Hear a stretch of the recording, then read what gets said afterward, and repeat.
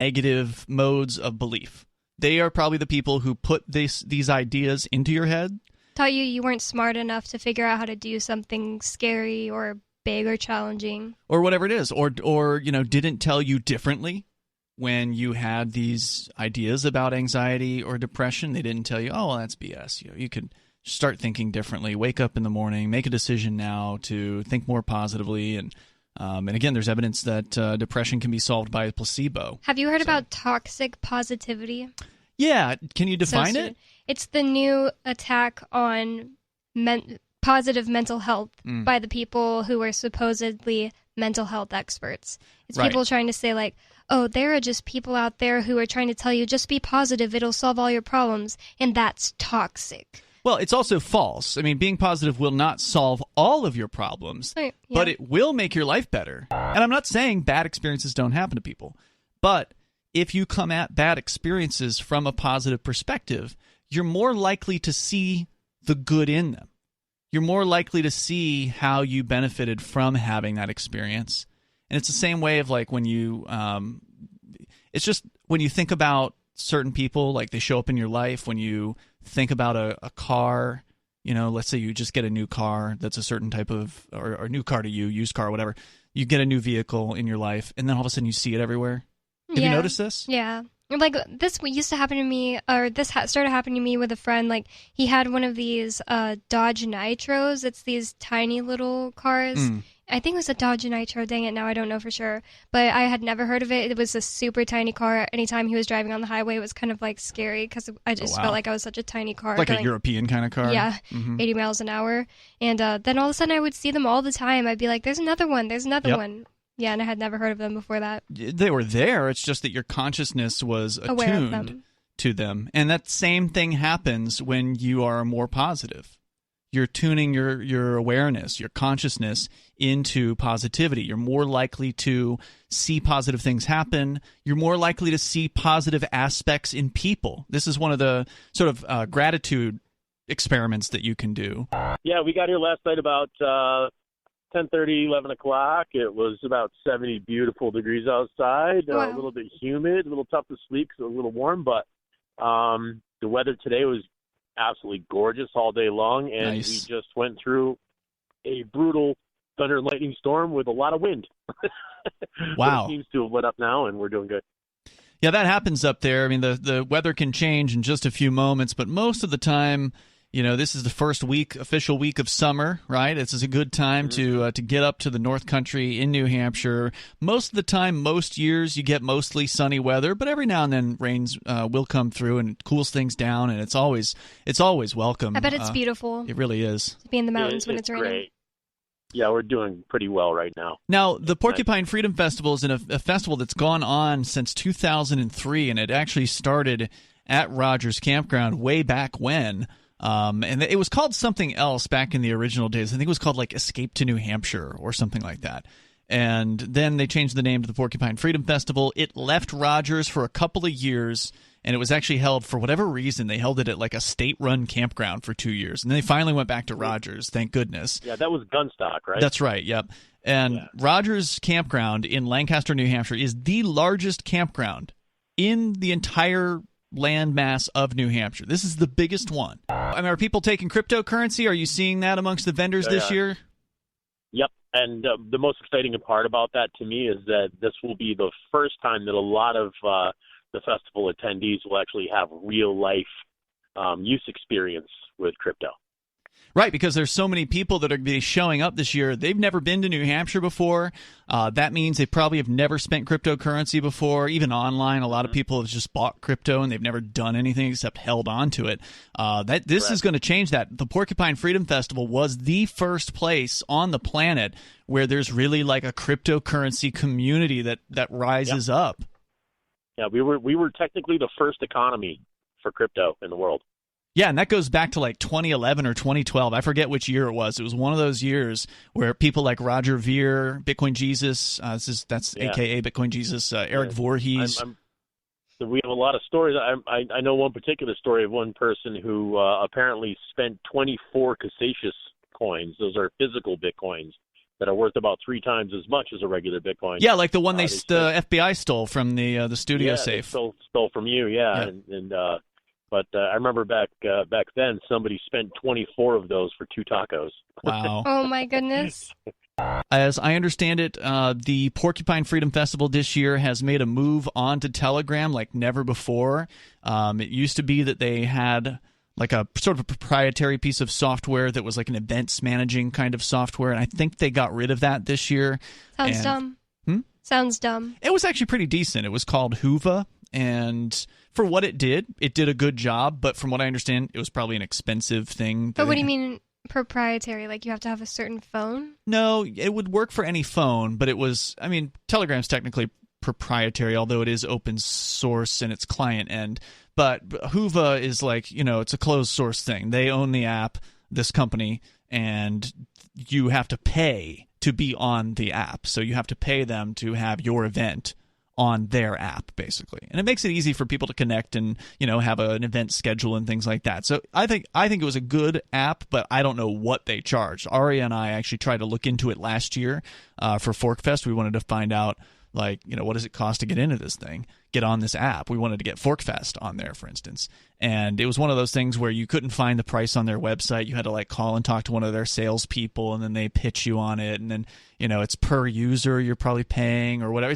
It was likely a very, very expensive app. So the Porcupine Freedom Festival, with their new organizer this year, Dennis, he embraced Telegram, and they've created official Porcupine Freedom Festival Telegram chats. So I think if you go to porkfest.com, there may be a way to connect and find out where those channels are. We heard about someone yesterday who's moving up here now because of during COVID he got to start working remotely. It's perfect. Yep.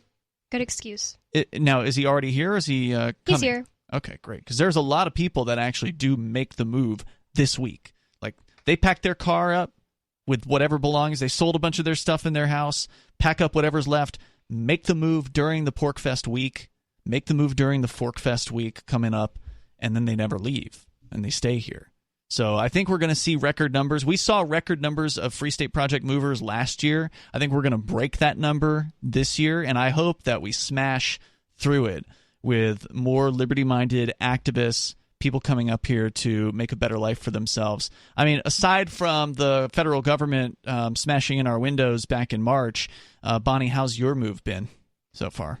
It's been amazing because, it's not that I didn't have a lot of friends in San Antonio. I had a lot of friends there and I had fun there, but my life just felt a lot more just going through the motions, and I felt like my life was just more pointless there. I was making money for me and Coconut to survive and then having fun with my friends when I wasn't working. But now it's all my friends here really believe in something important, and the stuff I do for the church really feels important to me. I don't think that I'm just eating pizza to survive to the next day so I can do Uber Eats. Yeah.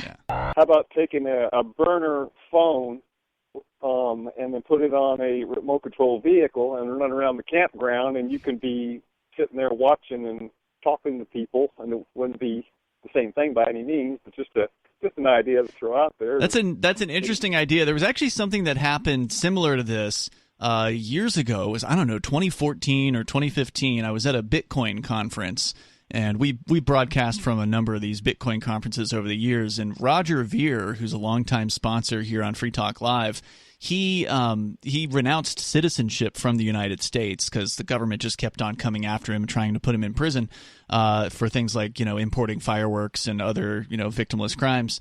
And so he decided he was going to leave, and he did, and he's been living the good life in places like Japan and Antigua and elsewhere ever since. But he wanted to appear at this Bitcoin conference, so they set up I don't know if it was a Segway or something like that. You guys remember the single person mobile units that have wheels on them? They're battery operated.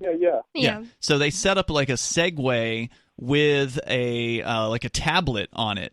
And so Roger was able to remote control this Segway device from wherever, Japan or wherever he happened to be at the moment, and it had his face, live video feed of him on the tablet. So there was literally a Robo Roger driving around this convention. Now, of course, it was a convention, so it's inside a hotel where you've got nice flat floors. It's easy to move something like that around. From FEE, it's an article saying a new study finds that lockdown orders didn't reduce overall mortality and may have even increased it. So, oh, wow. Captain put the caption, "Oh, so it looks like what we've been talking about on the air and speculating for a year has actually been true, according to the study."